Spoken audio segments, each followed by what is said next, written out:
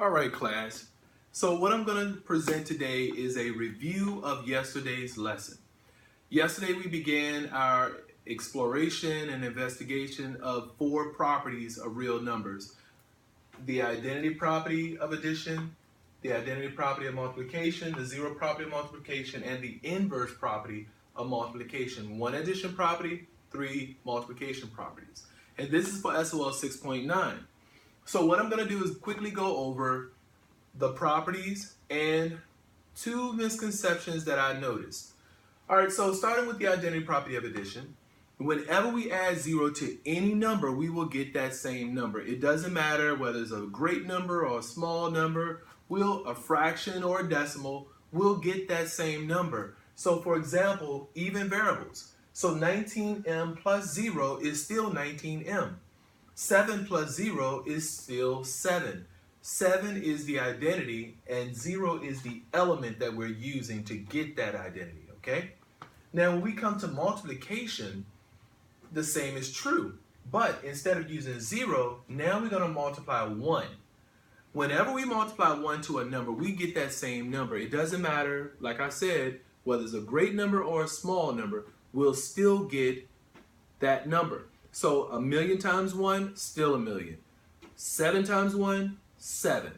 You get that 7 on both sides of the equal sign, which is the same number, which means it's keeping its identity because we're multiplying it by 1. Now when we come over to the zero property, that all changes because 0 times any number is 0. It doesn't matter how great the number is or how small the number is, it's still going to be 0. The answer is going to be 0. So you'll see 2 zeros in that equation. The number times 0 and the answer will also still be 0. All right, now, when it comes to the inverse property, that's where some of the problem comes in because a lot of students get that one mixed up. So the inverse property, the answer will be 1 because you're multiplying reciprocals. And remember, reciprocals are inverses of each other. So when it's a fraction. So let's say I have 13 and I want to find its reciprocal. I first make 13 into a fraction by simply putting it over 1. Now remember, any number divided by 1 is still that number. 1 can go into 13 times, so therefore I can do this. So once I have my fraction set up, now I take whatever's in my denominator, that's the number up top, whatever's in my numerator, the number up top, and I place that in my denominator, and whatever's in my denominator, which is at the bottom, I now place it in my numerator. Okay, so when I put all that together, 13 now is in the denominator instead of the numerator, and 1 is now in the numerator instead of the denominator. So now I have a situation, and notice I created a multiplication sign. So let's multiply.